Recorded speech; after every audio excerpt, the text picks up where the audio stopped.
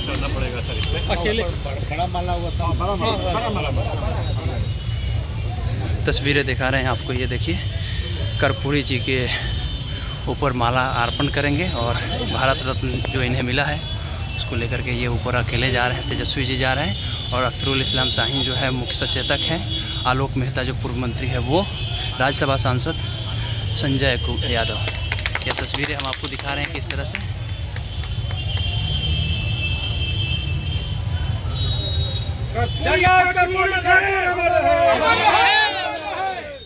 कर्पूरी ठाकुर अमर रहे, कर्पूरी ठाकुर अमर रहे। लालू राबड़ी जिंदाबाद, जिंदाबाद, लालू राबड़ी जिंदाबाद, जिंदाबाद, यादव जिंदाबाद, जिंदाबाद, जिंदाबाद, यादव जिंदाबाद। घूरिए घूरिए।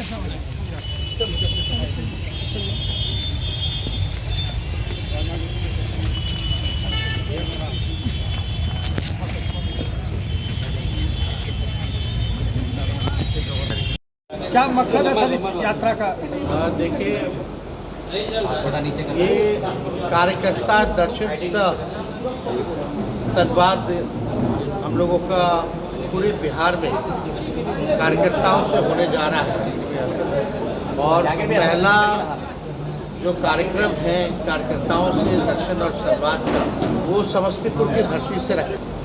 कर्पूरी ठाकुर जी हम सब लोगों के नेता रहे, उनके विचार पर हम लोग चलने वाले लोग हैं और आज उनकी धरती को हम लोग नमन करते हैं।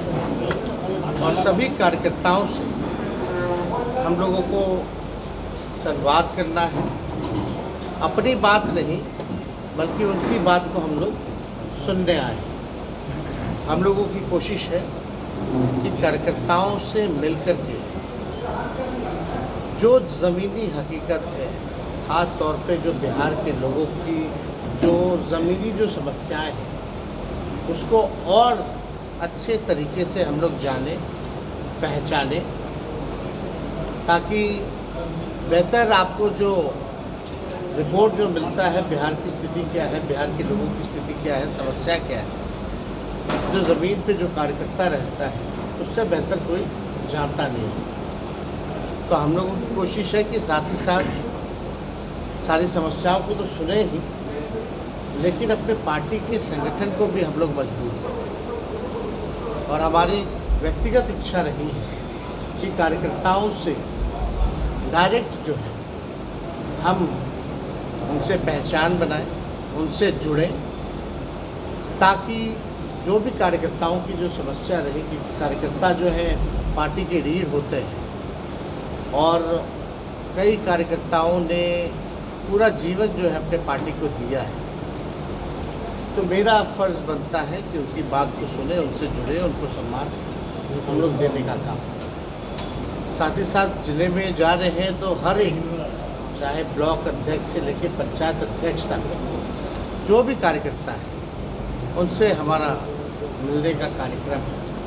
तो इसी सिलसिले में हम लोग जो है पूरे बिहार जो है हम लोग घूमेंगे और पहला जो चरण है वो समस्तीपुर है, उसके बाद दरभंगा, मधुबनी और मुजफ्फरपुर। उसके बाद आप लोग जान रहे हैं कि नवरात्र आता है, तो उसके बाद जो है कि कार्यक्रम जो होगा सेकेंड फेज़ वो चालू रहेगा। तो आज इसी सिलसिले में हम लोग समस्तीपुर पहुँचे हैं और आप सब लोग यहाँ आए हैं। आप लोग जान रहे हैं कि बिहार में सबसे ज़्यादा बेरोज़गारी है, गरीबी है, प्रति आय व्यक्ति जो है वो सबसे कम है, या किसानों की जो आय है वो पूरे देश में वो सबसे कम है। लगभग 94 लाख लोग जो परिवार जो है बिहार में गरीबी रेखा के नीचे जो है पाए गए हैं। और हम लोगों ने जब महागठबंधन सरकार था तो उसमें जाति आधारित गणना के साथ साथ हर एक व्यक्ति की परिवार की क्या स्थिति है, कौन कितना पढ़ा लिखा है, किसका कितना आय है, किसका नौकरी है कि नहीं है, कौन भूमिहीन है, सारा डेटा हम लोगों के पास आया। और उसी के तहत हम लोगों को योजना भी चलाना था। जिसकी आय कम है, कहीं रोज़गार नहीं है, उन परिवारों को सालाना 2 लाख रुपए का देने की जो योजना भी थी। भूमिहीन को 1 लाख रुपए, घर बनाने के लिए 1,20,000, ये सारा योजना हम लोगों का तैयार था और उसी हिसाब से हम लोगों ने आरक्षण भी बढ़ाने का काम किया, जो देश भर में सबसे ज़्यादा पिछड़े, अति पिछड़े, दलित और आदिवासियों का 65% हम लोगों ने बढ़ाया और 10% एज इट इज़ EWS का हम लोगों ने रखा। लेकिन आप सब लोग जान रहे हैं कि क्या हुआ। जिसका डर था, हम लोग बार बार चिल्लाते रहे अनुसूची 9 में इसको डालो, शेड्यूल 9 में इसको डालना चाहिए, लेकिन भारत सरकार और डबल इंजन की सरकार ने ऐसा नहीं किया। तो आज इसी सिलसिले में हम लोग आए हैं। पीड़ा भी होती है, हम लोग नए सोच के हैं, नया बिहार बनाना है और नया बिहार बनाने में इन कार्यकर्ताओं का हम लोगों को साथ चाहिए, विश्वास चाहिए। तो मिलकर के हम लोग जो है नया बिहार बनाने की दिशा में हम लोग आगे बढ़ेंगे, ताकि बिहार के लोगों की तरक्की हो, बिहार आगे बढ़े। पलायन बहुत बड़ा बिहार का इशू रहा है। लगभग जो है आप देखिएगा कि कई करोड़ों लोग जो हैं बिहार से पलायन करते हैं और ये आंकड़ा जो है भारत सरकार ने ही दिया है। तो इस दिशा में हम लोग जो है उन गरीबों को, जिनको हम लोगों ने चिन्हित किया है सर्वे द्वारा, उनके लिए हम क्या कर सकते हैं आगे, ये सारे विषयों पर हम लोग काम करेंगे। बिहार में सर सर्वे भी शुरू हो गया है, तो क्या लग रहा है ये सर्वे जल्दीबाजी का ही है? देखिए, इसको सरल और सुगम जो है बनाने की ज़रूरत है ना। कोई सर्वे भी चल रहा है, सारी चीज़ें बहुत दिनों से चल रही है, लेकिन कोई अगर शिकायत आती है, कोई बात आती है, तो उसको और नियम को पुख्ता करने की ज़रूरत है, ज़्यादा से ज़्यादा सरल और सुगम बने, यही हम लोग चाहते हैं। सर, राहुल गांधी जी का एक बयान आया है, उन्होंने कहा है कि उन्हें लगता है कि अगर निष्पक्ष चुनाव होते तो बीजेपी 246 से ज़्यादा पार नहीं जा पाती। क्या लगता है निष्पक्ष चुनाव नहीं हो पाया क्या? आप सब लोगों को पता है जिस प्रकार से जांच एजेंसियों का दुरुपयोग होता है, जिस हिसाब से जितने संवैधानिक संस्थाएं हैं उसका दुरुपयोग होता है, ये सब लोगों से छिपा हुआ नहीं है, ये जग जाहिर है। आप बीजेपी के खिलाफ लड़िएगा तो आपको ये सारे एजेंसियाँ पीछे पड़ेंगी, आपको दबाएंगे, आपको बदनाम करेंगे। लेकिन बीजेपी के साथ रहिएगा तो आप जो है दोषमुक्त हो रहिएगा, आपका सारा पाप धुल जाता है। और ऐसा सेवरल एग्जाम्पल हम लोगों ने देखा है, चाहे महाराष्ट्र में हो, सारे केस ही खत्म हो जाते हैं बीजेपी में जाने के बाद। तो ये तो अद्भुत है। लेकिन फिर भी आप देखिएगा, जो लोग 400 पार की बात करते थे, वो कहीं ना कहीं से जो है 200-250 के अंदर ही जो है वो लोग सिमट चुके हैं। तो कहीं ना कहीं से जनता जो है उठ चुकी है। जो वोटिंग परसेंटेज भी है वो जो है गठबंधन के पक्ष में भारी मात्रा में आगे बढ़ा। तो लोगों का विश्वास और भरोसा जो है इंडिया अलायंस पे बढ़ता जा रहा है प्रतिदिन। आपके यात्रा पर सम्राट चौधरी जो है कटाक्ष, जदयू ने भी यात्रा को जो है ग्राहक को जो यात्रा बताया है नीरज कुमार ने, क्या कहिएगा? तो क्या बताएंगे लोग? ग्राहक को जो यात्रा बताया, तो लोग क्या बताएंगे? मुख्यमंत्री जी तो कभी संवाद करते हैं नहीं। अच्छा होता मुख्यमंत्री कम से कम जनता से नहीं, कम से कम अपने कार्यकर्ताओं से ही संवाद कर लेते हैं। कहीं भी कोई योजना भी होती है तो उसमें भी भाषण देना बंद हो गया।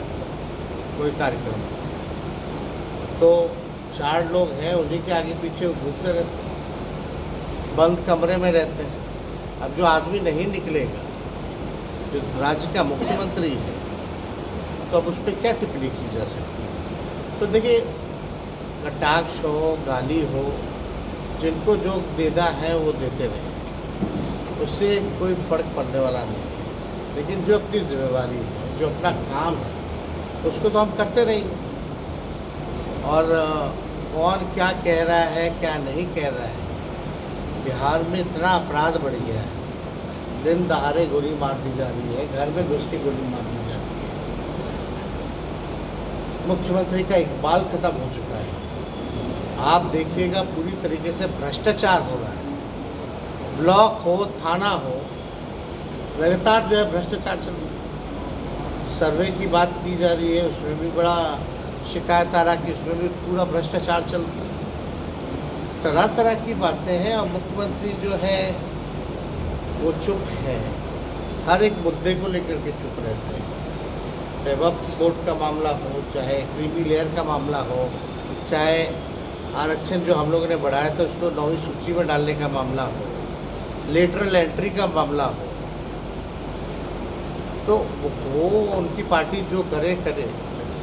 लेकिन हम लोग जो है बिहार की सबसे बड़ी पार्टी है, सबसे बड़ी जिम्मेवारी हमारे कंधे पर है।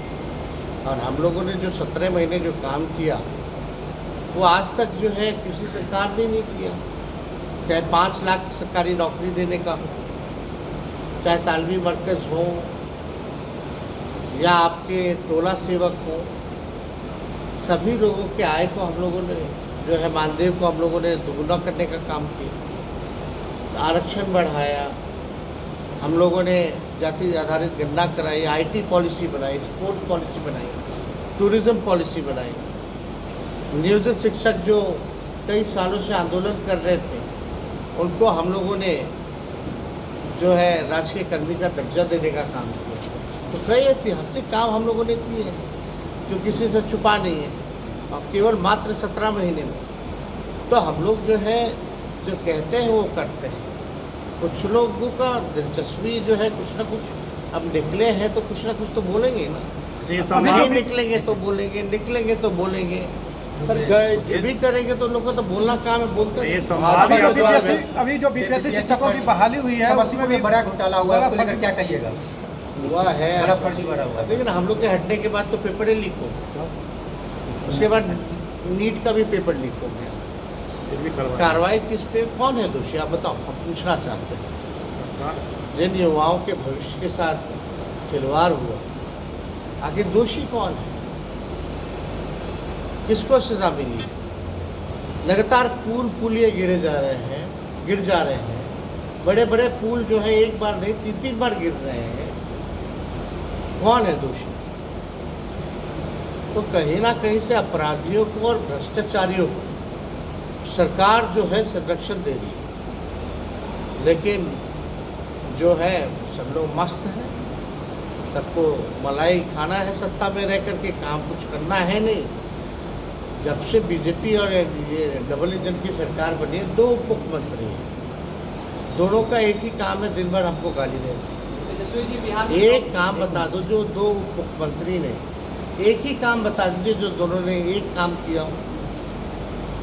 कोई काम कोई जानता नहीं।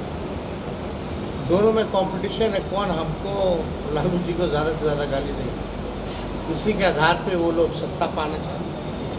अपने राज्य के बारे में बोलो, अपने शासन के बारे में बोलो। 18 साल हो गया आप लोगों के शासन का, NDA के शासन का, डबल इंजन के शासन का। उसके बारे में तो ये कुछ टिप्पा टिप्पणी करते नहीं। कहाँ चला गया बिहार? सर, छपरा में एक घटना हुई, एक जो है यूट्यूब से वीडियो देख करके पत्नी का इलाज कर दिया गया।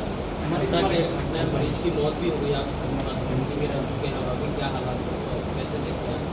ऐसी अगर कोई घटना हुई है तो दुखद घटना है, और इस पर प्रशासन को, सरकार को जो है कार्रवाई करने की ज़रूरत है, सख्ती से निपटने की ज़रूरत है। जब तक सख्ती से नहीं निपटिएगा तब तक ऐसे धंधा जो है बिहार में वो चलता रहे। कलकत्ता कांड को लेकर के जो नीतीश कुमार के मिलने के बाद कई डॉक्टरों को आपने हटाया, लोगों ने 800 से 900 डॉक्टर जो 10 साल से बिना आए हुए पैसा बाहर ये उठा रहे थे पैसा, उन सबको चिन्हित किया गया। पता चल रहा कोई अमेरिका में है, वो पैसे उठा 10 साल से। एक एक करके फाइल आता था। 20 साल पुराना डॉक्टर का आज के ज़माने में फाइल आता। तो हम लोगों ने पूरा समीक्षा करवा करके ऐसे डॉक्टरों को चिन्हित करवा करके हम लोगों ने बाहर किया। तेजस्वी जी कलकत्ता नीतीश कुमार के मिलने के बाद सोशल मीडिया पर लालू जी से भी मिलने